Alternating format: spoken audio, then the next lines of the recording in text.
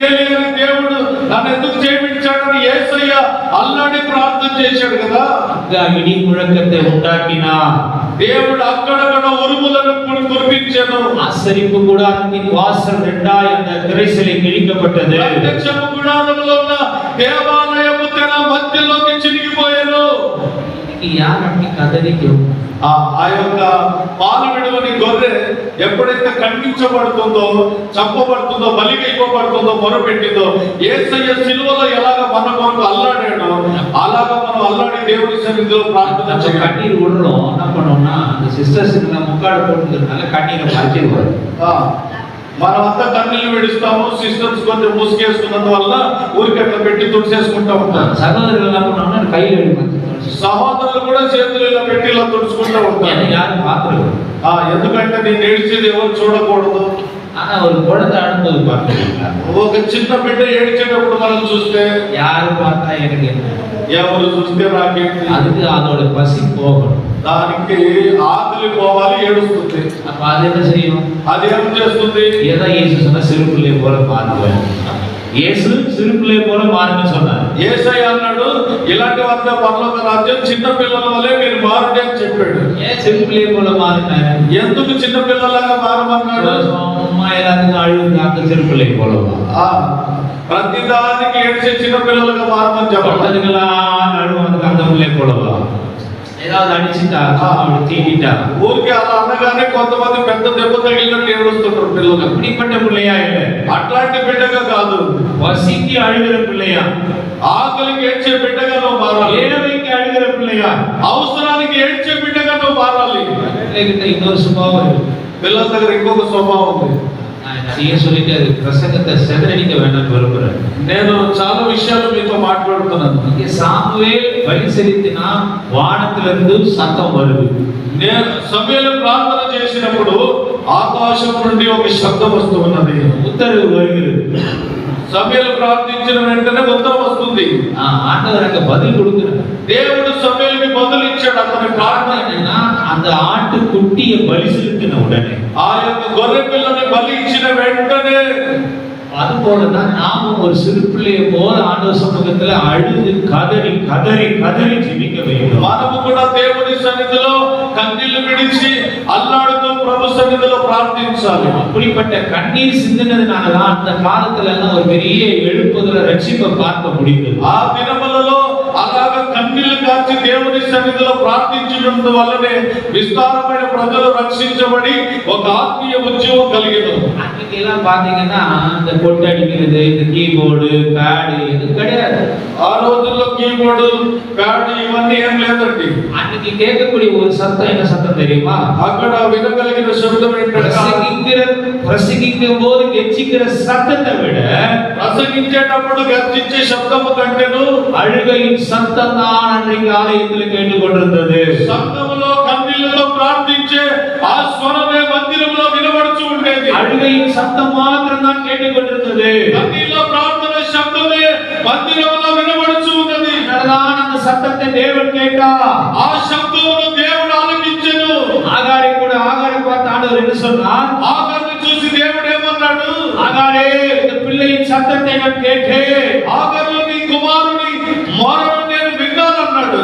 ஆகாரே ஓ சத்தத்தை கேட்டேன்னு சொல்லல, ఆగారు నీ శబ్దం నాకు వినబడింది అనలేదు. பிள்ளையின் சத்தத்தை கேட்டேன், నీ కుమారుని ఏడుపుని నేను విన్నాను అన్నాడు. நம்ம பிள்ளையின் சத்தம் என்றால் என்ன, ఆ పిల్ల యొక్క శబ్దం అంటే, బిడ్డ యొక్క శబ్దం అంటే ఏంటి? வீட்டுல இருக்கிற குழந்தைங்க அழுதுருக்குதா, మీ ఇంట్లో ఉన్న పిల్లలు ఏడుస్తారంటే அது அழுதுகிட்டே இருக்கும்போது நீ சோறு நீ சமையல் பண்ணிட்டே இருப்பியா, ఆ బిడ్డ ఏడుస్తూ ఉంటే నువ్వు వంట చేస్తా గట్ట తిప్పుతా ఉంటావా? அது அழுதுகிட்டே இருக்கும்போது நீ படுத்து தூங்குவியா, అది నీ పిల్లలు ఏడుస్తూ ఉంటే చక్కగా గురకబెట్టి నిద్రపోతావా? நீ మౌనமா இருக்க முடியுமா, నువ్వు మౌనంగా ఉండగలుగుతావా? உன்னாலே மௌனமா இருக்க முடியலையே, నీ బిడ్డ ఏడ్చినప్పుడు నువ్వు మౌనంగా ఉండలేనప్పుడు உன்னால முடியலையே, నీ ద్వారా నీకు చేత కాలేదు కదా. உன்னை பெற்றெடுத்த கண்மலையாகிய தேவன் சும்மா இருப்பாரோ, నిన్ను కన్నటువంటి గొప్ప దేవుడు మౌనంగా ఉంటాడా? నువ్వు நீ அழுது கொண்டிருந்தா மௌனமா இருப்பாரோ, నువ్వు ఏడుస్తూ ఉంటే ఆయన మౌనంగా ఉంటాడా? ஐயா அவர் இருதய கண்ணோ, ఆయన హృదయం రాయిలాగా ఉండదా? இருதயத்தை உண்டாக்கின தெய்வம், ఆయన విరిగి నలిగిన హృదయమును సృష్టించిన దేవుడు, அவர் மனதுருக்க உடையவர், ఆయన కనికరము గల దేవుడు, அவர் மனம் இறங்குகிற தெய்வம், ఆయన కనికరము దయ చూపే దేవుడు, உன்னை கண்டு மனதுருகிறவர், ఆయన నిన్ను చూసి కనికరించే దేవుడు. யாருக்கு மனதுருகிறார்? ఎవరికి ఆయన కనికరము దయ చూపుతాడు? வேத புஸ்தகம் வைத்திருக்கிறவங்க எல்லாரும் ஏசாயா 57 அதிகாரத்தை எடுக்கல. 57వ అధ్యాయం చూడండి. యెషయా గ్రంథము. ఉన్నதத்திலே இருக்கிறார், ఉన్నత స్థలములో ఉండే దేవుడు, பரிசுத்த ஸ்தலத்திலே இருக்கிறார், పరిశుద్ధ స్థలంలో ఉన్న దేవుడు. ஆனால் அங்க இருக்கிற தேவனால் అక్కడ ఉన్న దేవుని వలన இந்த பூமிக்கு வர முடிகிறது. ఈ భూమికి ఆయన రాగలుగుతున్నాడు. ஏன் வருகிறார் பூமிக்கு? ఎందుకు వస్తున్నాడు భూమికి? நீங்க வாசி பாருங்க, அந்த 57ஆம் அதிகாரத்துல 57వ అధ్యాయము 15ஆம் வசனம். 15వ వచనం. మహాగణుడును మహోన్నతుడును చదవండి. 15ఆం మహాగణుడును మహోన్నతుడును పరిశుద్ధుడును నిత్య నివాసి అయిన ఇలాగు సెలవించుచున్నాడు, నేను మహోన్నతమైన పరిశుద్ధ స్థలములో నివసించువాడును. అయినను వినయము గల వారి ప్రాణమును ఉజ్జీంప చేయుటకును, నలిగిన వారి ప్రాణమును ఉజ్జీంప చేయుటకును, వినయము గల వారి ఎదుకును, దీన మనస్సు గల వారి ఎదుకును నివసించుచున్నాను. இங்கே நித்தியவாசியும் பரிசுத்தர் என்கிற நாமம் உள்ளவர். ఆయన నిత్య నివాసి பரிசுத்தர் என்கிற நாமம் உள்ளவருமாகிய மகத்துவமும் உன்னதமானவர் சொல்கிறார்.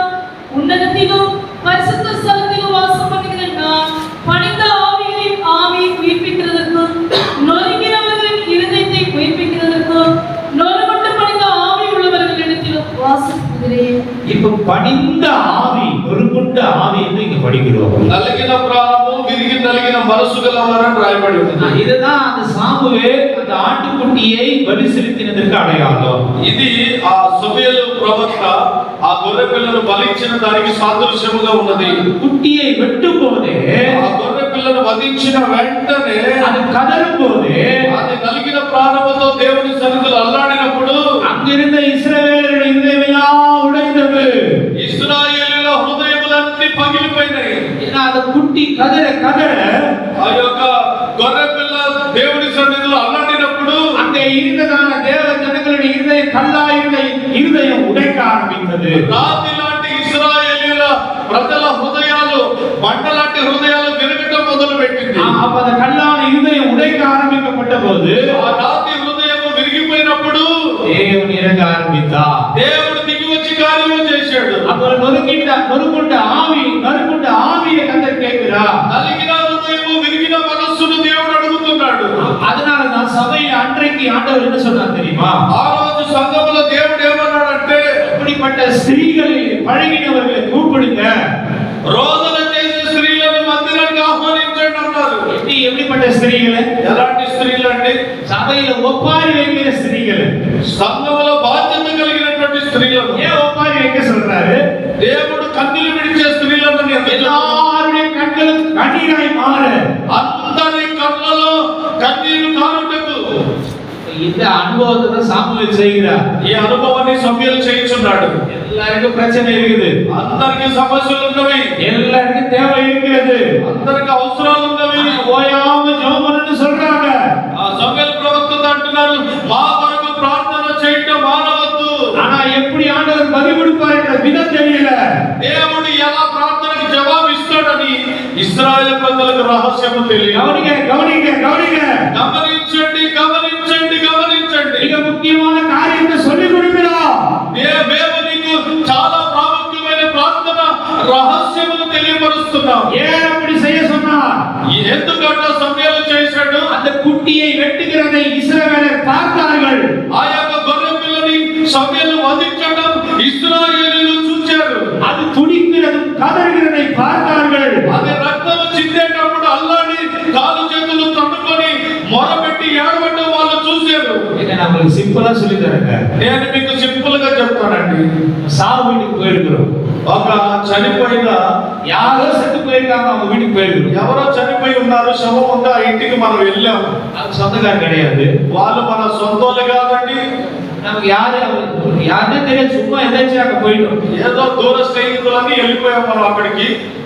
ஆனா சில நேரத்துல நம்ம அறியாத கண்ணீர் வரும். అయితే మనకు అక్కడికి వెళ్ళిన వెంటనే కన్నీళ్ళు వస్తాయి. ஏன் வருது? ఎందుకు కన్నీళ్ళు వస్తున్నాయి? நமக்கு ஏன் வருது? ఎందుకు కన్నీళ్ళు వస్తుంది? சாவு வீட்டுல ஒப்பாரி வச்சுக்கிறவங்க பாத்துக்கிறீங்களா? చనిపోయిన వారి ఇంటిలో సంబంధమే లేనోళ్ళు కూడా వచ్చి ఏడవటం చూసారా? ஒப்பாரி வச்சு பாத்துக்கிறீங்களா? సావు ఇంట్లో ఏడవటం చూసారా? భార్య దోచిపోతే எழுவுன்னு சொல்லுவாங்க. తమిళనాడులో எழுவு கூட்டுவாங்க. ఏడ్చే గుంపు అని అంటారు. பாத்துக்கிறீங்களா? ఏడ్చే వాళ్ళని చూసారా చనిపోయిన ఇంట్లో? அதாவது அவங்க உருகி உருகி உருகி அவர் இறந்து போனவரை குறித்து உருகி உருகி சொல்லி அழுவான்.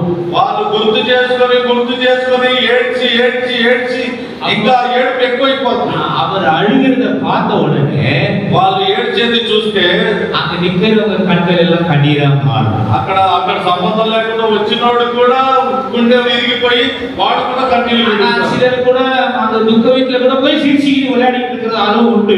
కొంతమంది చనిపోయిన ఇంట్లో అందరూ ఏడుస్తుంటే వీళ్ళు వెళ్ళి గిచ్చుకొని నవ్వుకొని హేళన చేసుకుంటూ ఉండే వాళ్ళు కూడా కలరు.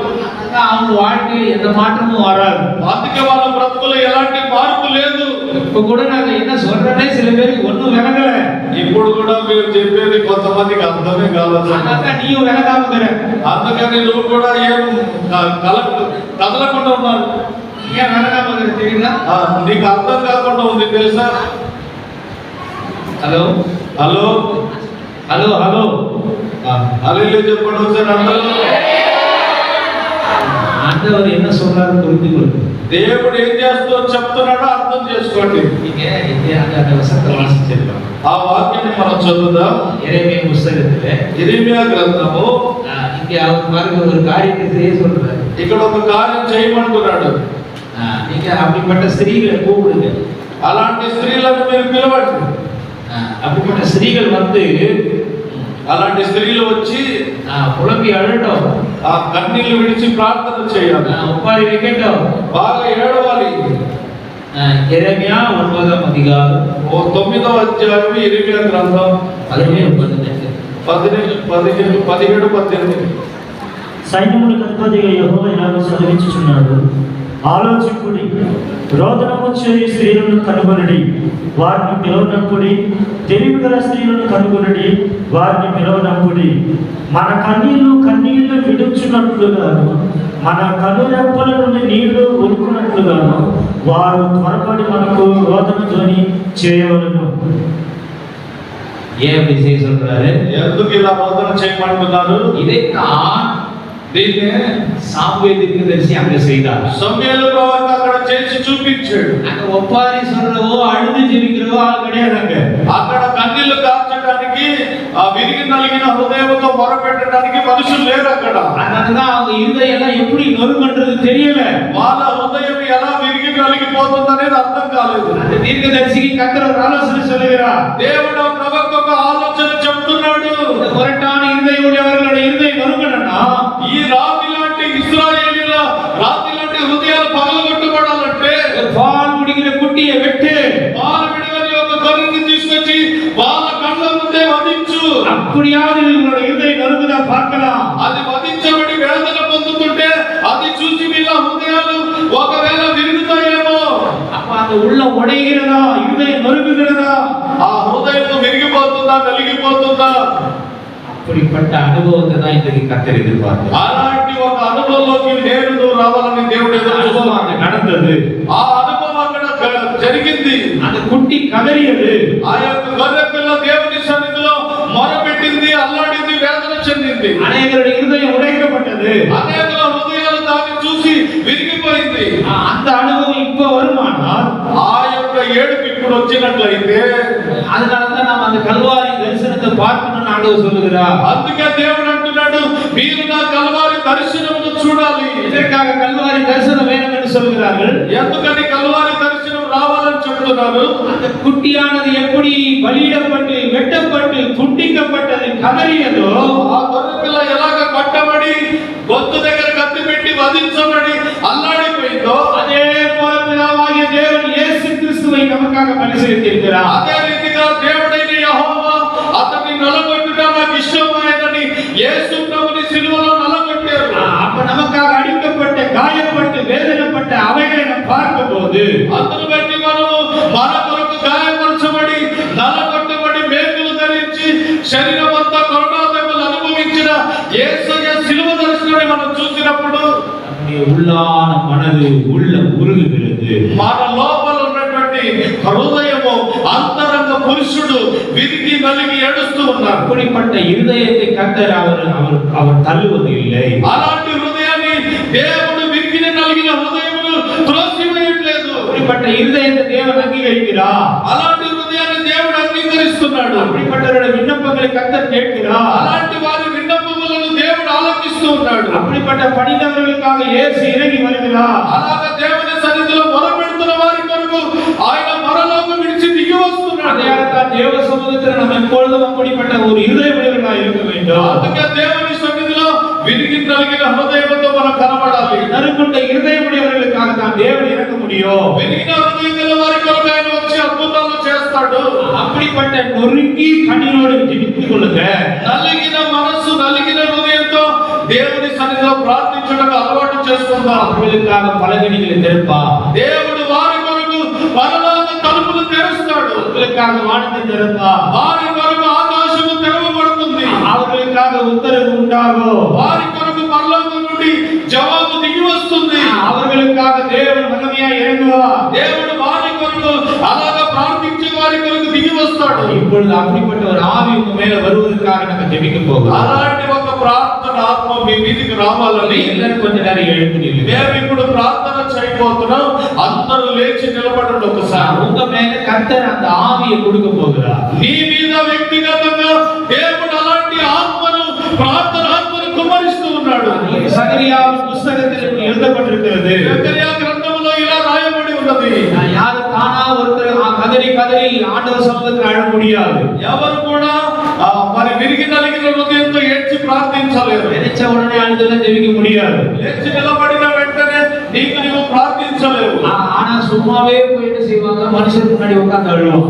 కొంతమంది మనుషుల ముందు వెళ్ళి కూర్చొని ఏడుస్తారు. சொந்தக்காரங்க முன்னாடி அழுவாங்க. బంధువుల ముందు ఏడుస్తారు. தேவ சமூகத்துல கண்ணீர் வராது. దేవుని సన్నిధిలో మన కన్నీళ్లు రావు. ஜெபத்துல கண்ணீர் வராது. ప్రార్థనలో కన్నీళ్లు రావు. ஆனா ஆண்டவர் என்ன சொல்லுகிறார்? దేవుడు ఏమంటున్నాడు? விண்ணப்பங்களை கேட்டு దేవుని విన్నపాలు విన్నాను. நான் కన్నీரை கண்டேன். నీ కన్నీళ్లు చూచితిని. அப்ப எப்போ விண்ணப்பத்தை கேட்கிறா? ఎప్పుడు నీ మొరను ఆలకిస్తున్నాడు? நம்முடைய கண்ணீரை கண்ட போதுதான். ఎప్పుడు ఆలకిస్తున్నాడు అంటే నీ కన్నీళ్లు చూచినప్పుడే. நம்முடைய கண்ணீரை காண்கிற போதுதான். మన కన్నీళ్లు ఆయన కనబడినప్పుడే మన మొరను ఆయన ఆలకిస్తున్నాడు. அப்ப அந்த கண்ணீர் வர வேண்டுமானால் కన్నీళ్లు రావాలంటే மேல விண்ணப்ப ஆவி இருக்க வேண்டும். మన మీద విజ్ఞాపన చేసే ఆత్మ దిగి రావాలి. அந்த விண்ணப்ப ஆவி உள்ளவங்க கிட்டதான் ఆ విజ్ఞాపన ఆత్మ మన మీద వస్తే கண்ணீரின் ஆவி இருக்கும். కన్నీళ్ల ప్రార్థన మనకు ఉంటుంది. மனக்லேசத்தின் ஆவி இருக்கும். ఆ విజ్ఞాపన చేసే ఆత్మ ఉంటుంది. மனதுருக்கத்தின் ஆவி இருக்கும். విరిగి నలిగిన హృదయం నీకు ఉంటుంది. இந்த ఆవిயோடு தான் அண்ணா தேவ சமூகத்தில் வந்தார். ఆ విరిగిన హృదయంతోనే హన్న మందిరానికి వచ్చి ఏడ్చింది. அவர் மனதுருகி அழுது செபித்தார். పూర్ణ హృదయముతో మనోవ్యాకులముతో ఏడ్చింది. அவர் కన్నీரை கண்டார். దేవుడు ఆమె కన్నీళ్లు చూశాడు. அவருக்கு என்ன உத்தரவு கொடுத்தார்? ఆమెకేమి జవాబిచ్చాడు? நீ சமாதானத்துடனே போ. నీవు సమాధానంగా మందిరము నుండి వెళ్ళము. நீ இஸ்ரவேல் தேவனிடத்தில் கேட்ட உன் விண்ணப்பங்களின்படியே ఇశ్రాయేలు దేవుని నీవు అడిగినట్లుగానే உன்னுடைய விண்ணப்பங்களின்படி அப்படியே ஆகட்டும். నీవు అడిగిన దాని ప్రకారం నీకు జరుగును గాక. இன்றைக்கு அப்படியே உனக்கு ஆக வேண்டுமா? ఇలాంటి ఒక జవాబు నీకు కావాలా? அண்ணாலே போல கதறி கதறி அழுகிற ஆவியை வாங்கு. అన్నలాగా దుఃఖముతో వ్యాకులముతో ప్రార్థించే విజ్ఞాపన ఆత్మ కావాలని నోరు తెరిచి అడుగు దేవుని. அவர் அழுது செபித்துக் கொண்டிருந்த போது, ఆమె ఏడ్చి ప్రార్థించినప్పుడు, அவர் கண்ணீர் விட்டு கொண்டிருந்த போது, ఆమె కన్నీళ్లతో మొరపెట్టినప్పుడు கர்த்தர் அவர் விண்ணப்பங்களின் சத்தங்களை கேட்டார். దేవుడు ఆమె విన్నపములను ఆలకించి ఉన్నాడు. இன்றைக்கு உன் கண்ணீரை காண்கிற தேவன் உண்டு. నీ కన్నీళ్లను చూస్తున్న దేవుడు ఉన్నాడు. மனதுருக்கத்தை விடவராய் இருக்கிறார். నీ విరిగి నలిగిన హృదయమై చూచున్నాడు. இயேசு மனதுருகின பிறகுதான் அவரால் கூட அற்புதம் செய்ய முடிந்தது. ఆయన కనికరించి విరిగి నలిగిన హృదయంతో అద్భుతాలు చేశాడు. வியாதிஸ்தர்களை கண்டு மனதுருகினார். ఆ వ్యాధిగ్రస్తులను చూసి ఆయన కనికరించెను. அந்த மனதுருக்கம் உண்டான போதுதான் அற்புதம் நடக்கிறது. ఎప్పుడైతే ఆ కనికరము హృదయము కరిగిందో అప్పుడే అక్కడ అద్భుతాలు జరుగుతూ ఉన్నవి. இருதயம் மனதுருக்கமுடைய இருதயமாய் மாறட்டும். నీ హృదయము విరిగి నలిగిన హృదయముగా మారును గాక. உங்களுடைய இருதயமாய் மாறட்டும். విరిగిన హృదయంగా మారును గాక. இதோ கல்லான சதையை நான் எடுத்துக் கொள்கிறேன். ఇదిగో రాతి హృదయము నేను இதோ తొలగించుచున్నాను. சதையான இருதயத்தை தருகிறேன். నేను మెత్తని మాంసము హృదయాన్ని నీకు ఇచ్చుచున్నాను. இதோ நவமான இருதயத்தை உங்களுக்குள்ள உண்டாக்குகிறார். కొత్త హృదయము నీలో ఆయన సృష్టిస్తూ ఉన్నాడు. இதோ உங்களுக்குள்ள ஒரு புதிய ஆவியை கட்டளையிடுகிறார். ఇదిగో కొత్త ఆత్మను నీకు ఇస్తూ ఉన్నాడు. உங்களுக்குள்ள ஒரு ஆவியை வைக்கிறார். నీ లోపల ఒక నూతన என் ஆவியை உங்களுக்குள்ள வைத்து నా ఆత్మను నీలో ఉంచి உங்களை உயிரை செய்ய போகிறேன். నేను నిన్ను జీవింప చేస్తాను. இதோ அந்த ஆவியை கர்த்தர் அனுப்பி கொண்டிருக்கிறார். దేవుడు ఒక ఆత్మను இதோ పంపిస్తున్నాడు. அந்த கல்லான சதையான இருதயத்தை மாற்றுகிறார். ఇదిగో రాతి హృదయం తీసి మెత్తని హృదయం నీకు ఇస్తున్నాడు. இந்த వసనத்துக்கு ఒప్పు கொடுங்க. వాక్యానికి అప్పగించుకో. இந்த వసనத்துக்கு ఒప్పు கொடுங்க. ఈ మాటకు అప్పగించుకో. இருதயம் சதையுடைய இருதயமாய் மாறுகிறது. నీ హృదయము మెత్తని హృదయంగా మారుచున్నది. இப்ப மாறும்போது நீ என்ன சொல்ல போகிறாய்? నీ హృదయంలో మారుతున్నప్పుడు ఏం చెప్తావు? அப்பா பிதாவே என்று கூப்பிட போகிறார். నా తండ్రి నా దేవా నిన్ను పిలవాలి. அப்பா பிதாவே என்று சொல்ல போகிறார். నా దేవా నా ప్రభువాని పిలవాలి. அப்பா பிதாவே என்று கூப்பிடுகிற விண்ணப்பங்களின் ஆவியை தரப் போகிறார். నా దేవా నా ప్రభువాని పిలిచే ఒక ప్రార్థన ఆత్మను దేవునికి ఇస్తున్నాడు. అప్పగించుకో, అప్పగించుకో, అప్పగించుకో. ஆண்டவர் மத்தியிலே வந்திருக்கிறார். ప్రభు మన మధ్యలో వచ్చి ఉన్నాడు. ஆண்டவர் மத்தியிலே வந்திருக்கிறார். ప్రభు మన మధ్యలో ఉన్నాడు. ஒவ்வொரு இருதயங்களை காக்கிறார். ఇదిగో నీ హృదయాన్ని చూచు. ஒவ்வொரு இருதயத்தை கர்த்தர் கொடுப்படி வந்திருக்கிறார். ఒక్కొక్క హృదయాన్ని ముట్టడానికి ఆయన వచ్చి இருதயத்தை மாற்ற வந்திருக்கிறார். నీకు రాతి హృదయం ஓ మార్చుకో. இருதயம் மாறுவதாக. నీ హృదయం మారును గాక. அந்த மனம் திரும்புதலை தருகிறார். దేవుడు మారు మనసు నీకు ఇస్తున్నాడు. இயேசுவின் நாமத்தில் ஆண்டவர் அப்படியே செய்ய போகிறார். యేసు నామములో ఆయన అలా చేయించున్నాడు. ஒப்பு கொடுங்க. నీవు అప్పగించుకో. ஒப்பு கொடுங்க. నీవు అప్పగించుకో. அநேகர் கட்டி பிடிக்கிறதை பார்க்கிறேன். అనేకులు కన్నుల